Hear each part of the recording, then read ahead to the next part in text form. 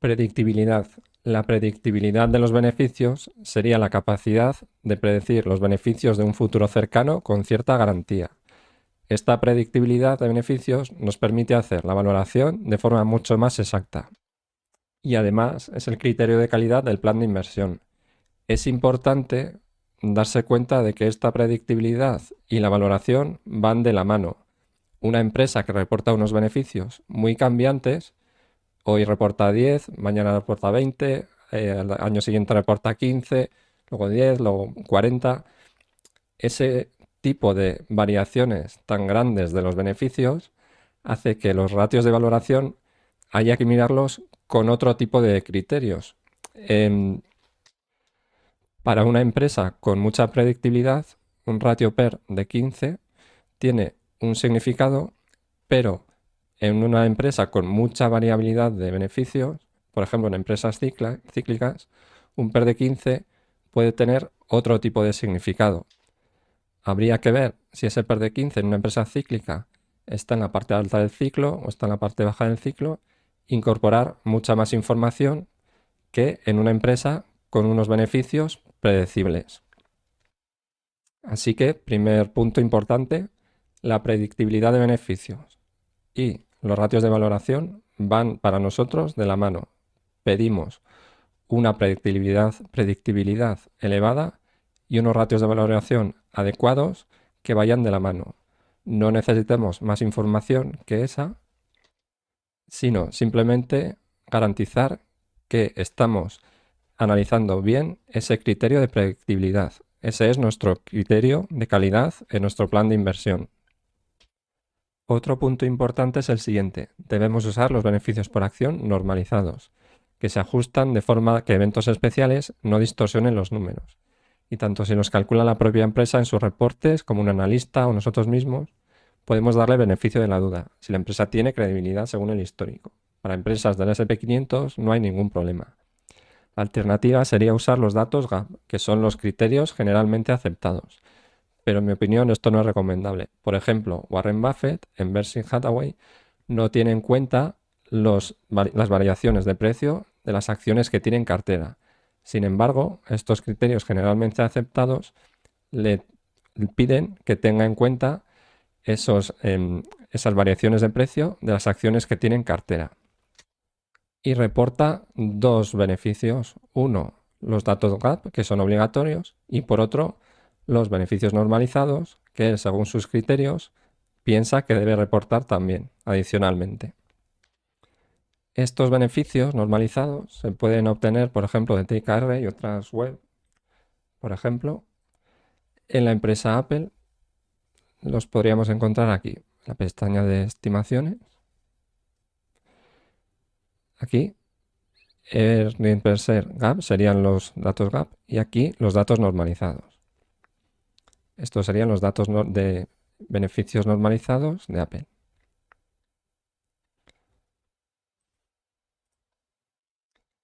Y llegados a este punto, repito lo que he dicho antes.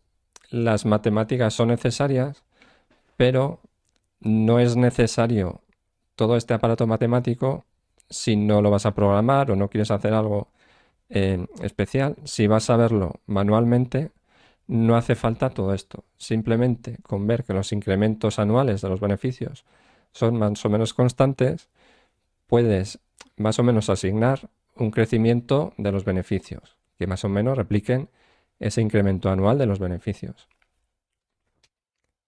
Pero si queremos programarlo o queremos hacer algo un poco más allá, de analizar varias empresas de forma manual, sí que es necesario hacerlo con algún tipo de matemática que nos permita eso mismo, programarlo.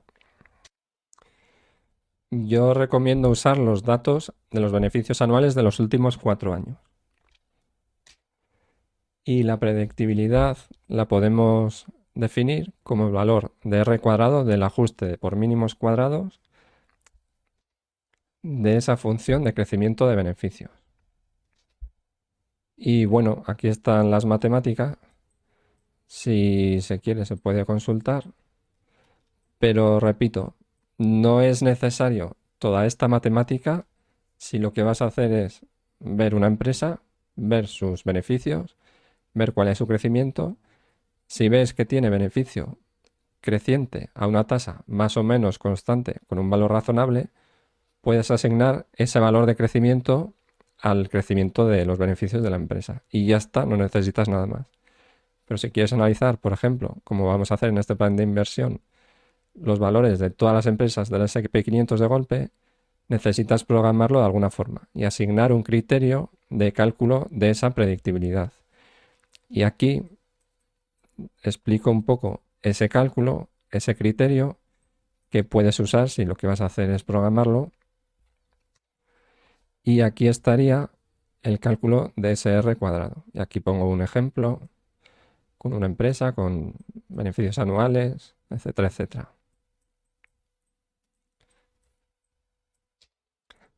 Y importante darse cuenta de que aunque tenga predictibilidad máxima, no significa que la empresa vaya a obtener los beneficios esperados de forma garantizada. Es decir, nosotros vamos a calcular una predictibilidad y aunque sea máxima, no significa para nada que esa empresa vaya a cumplir con esos beneficios esperados según esa predictibilidad, porque esa asunción de que los beneficios son predecibles para ese siguiente año puede torcerse por cualquier motivo. La empresa puede ejecutar mal ese año y se nos puede ir al traste ese beneficio esperado para ese próximo año. Pero, por norma general, podemos pensar que con ciertas garantías eso puede suceder, que los beneficios se van a cumplir según la predictibilidad. Hay que ver que esto no es más que una pieza más del plan de inversión. No nos garantiza nada, simplemente es una pieza más como criterio de calidad del plan de inversión. Pero no garantiza que esa predictibilidad alta vaya a ser garantía de que se vaya a cumplir ese beneficio esperado. Y aquí podemos ver los datos de este ejemplo. Si tuviésemos estos datos numéricos de estos años y estos beneficios anuales, el valor de R cuadrado se calcularía con esta fórmula, ¿vale?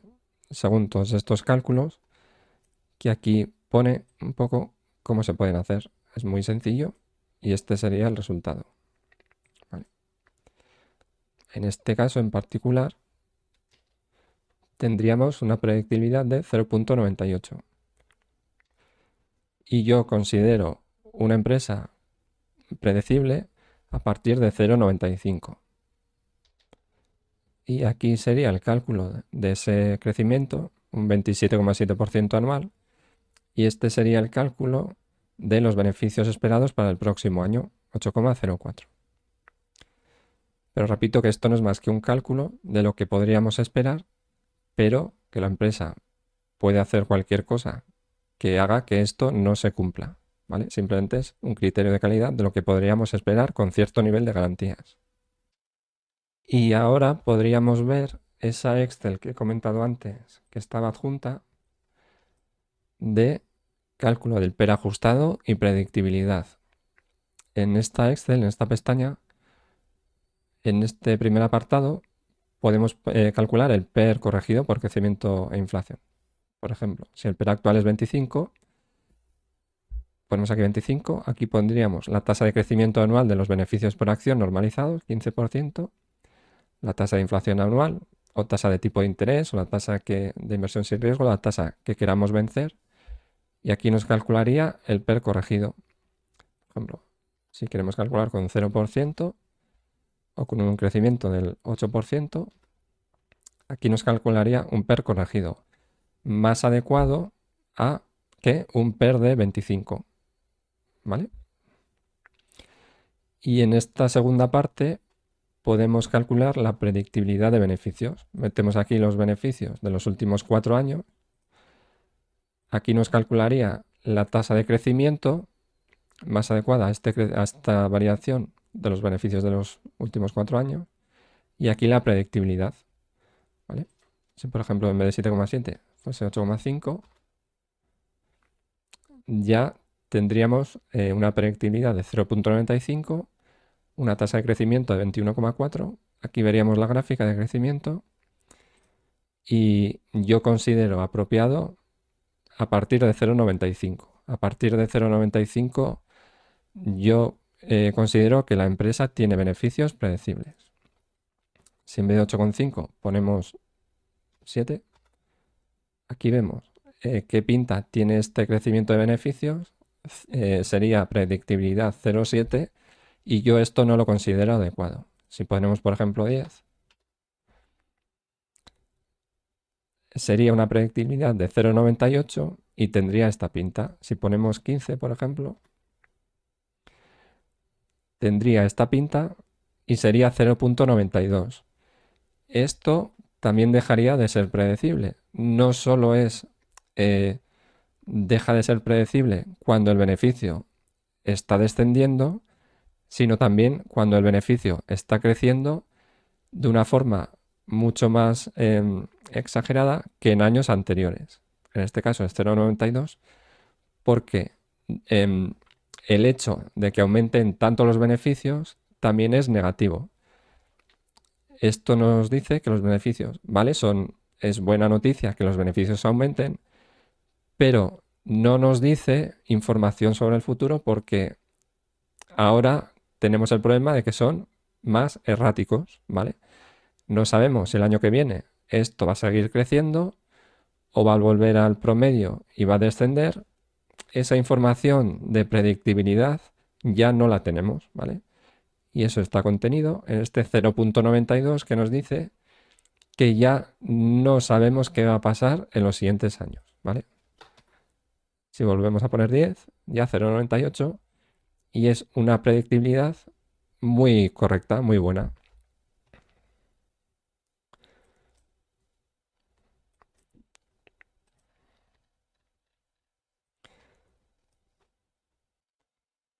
Corrección de la tasa de crecimiento de los beneficios por acción. Esto igual es un poco más complicado de ver, pero también es muy importante.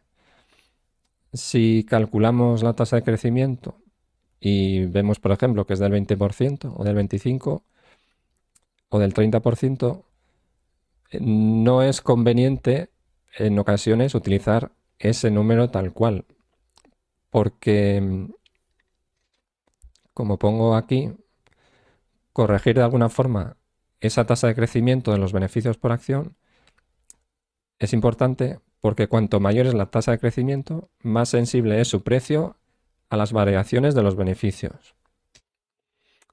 Esto está muy relacionado con lo que hemos visto capítulos antes y hemos visto que si invertimos en una acción con una tasa de crecimiento muy alta, hemos visto que es muy probable que cotice a múltiplos muy altos precisamente por esa alta tasa de crecimiento.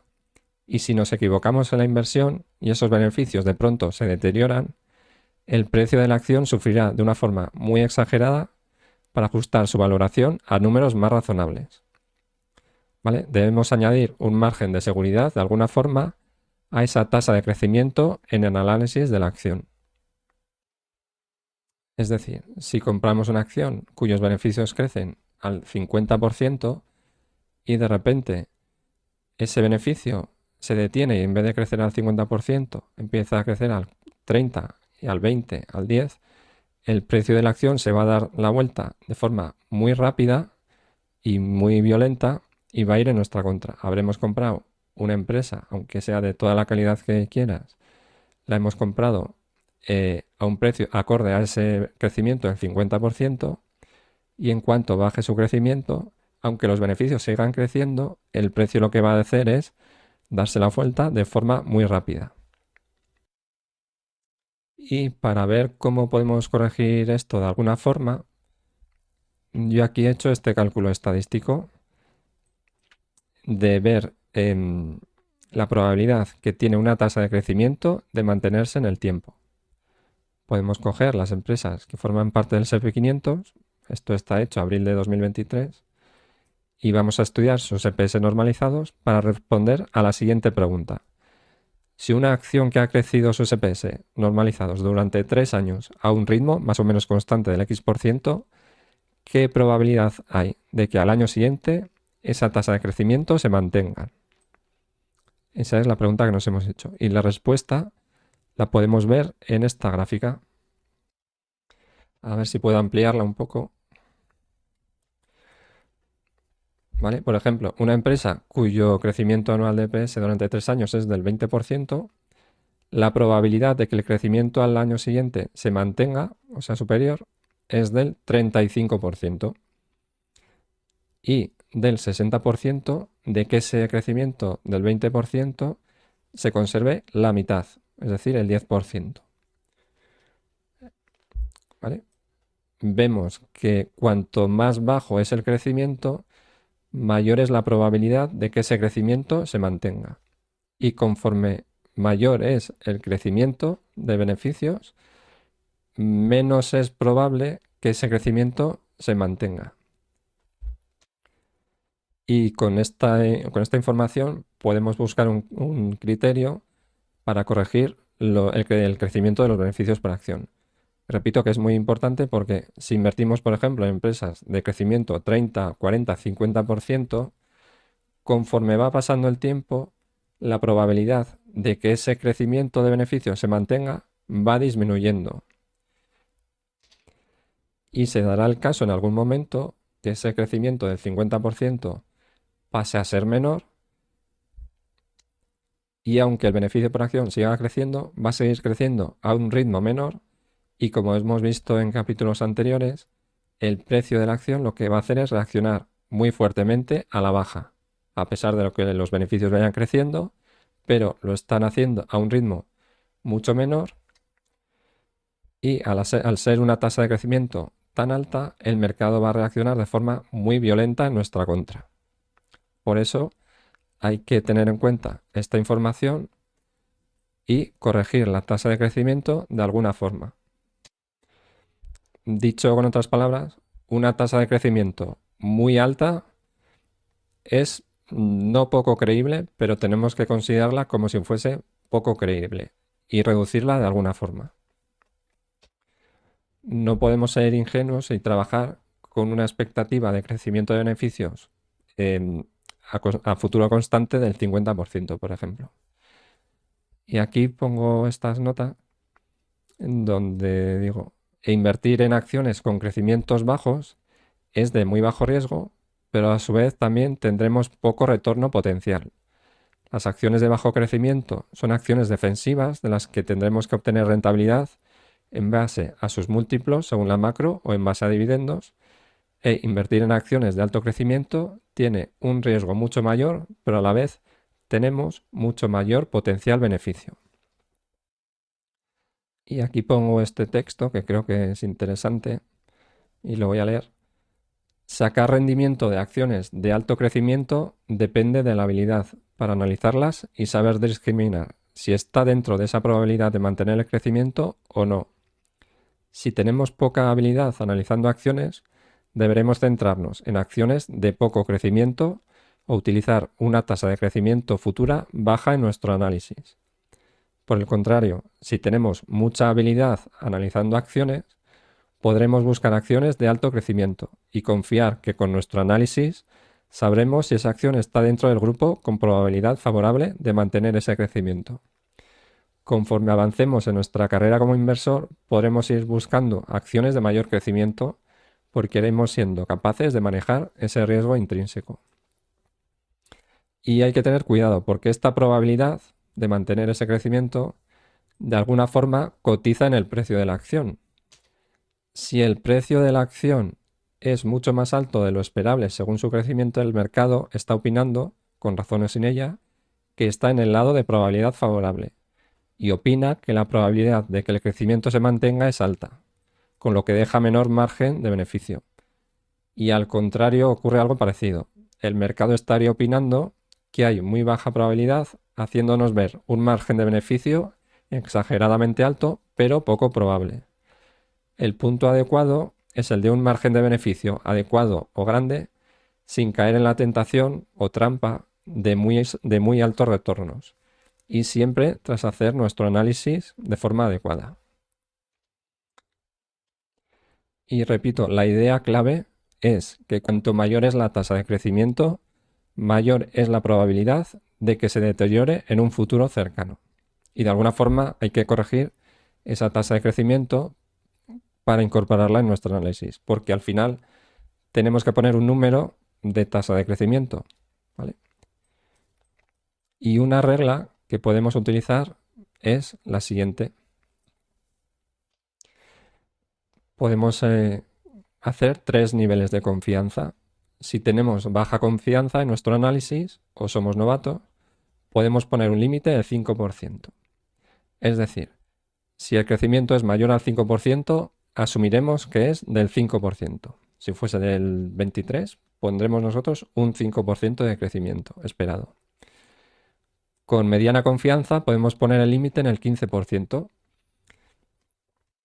Es decir, si crece a más de ese 15%, nosotros pondremos un 15%, que en realidad, según el cálculo estadístico que hemos visto antes, significa que tendremos al menos un 40% de probabilidad de que se mantenga ese 15% y podemos construir un escenario pesimista en que la mitad de ese crecimiento tenga una probabilidad del 65%. Y si tenemos mucha confianza, podemos poner el límite en el 25%, que significa que utilizaremos el 25% y si es superior al 25%. Si por ejemplo la empresa crece al 40%, nosotros asignaremos un 25% en nuestro análisis. Y esto significa que tendremos al menos un 30% de probabilidad de que se mantenga ese 25%. Y en un escenario pesimista tendremos al menos una probabilidad del 50% de que estemos en la mitad de ese crecimiento. Y aquí lo pongo un poco de forma gráfica, pero bueno, es un poco tontería. Que significa, la línea verde será el crecimiento que asignemos con baja confianza. Si es un crecimiento del 25%, nosotros asignaremos un 5%. La línea azul, el crecimiento que asignaremos con mediana confianza. Y la línea roja, el crecimiento con alta confianza. Si crece al 35%, nosotros trabajaremos con un 25%. Y aquí pongo un poco los detalles, pero es poco relevante. Como resumen rápido, repito un poco lo que hemos visto. La tasa de crecimiento alta es muy peligrosa y debemos sospechar, debemos poner un límite, un margen de seguridad en ese número de tasa de crecimiento que vamos a utilizar en nuestro análisis, ¿vale? Porque la probabilidad de que eso se vaya manteniendo en el tiempo va bajando conforme va avanzando el tiempo. Y este criterio es el que podríamos utilizar. Poner límites a ese número de tasa de crecimiento, ya sea del 25%, del 15%, del 5%.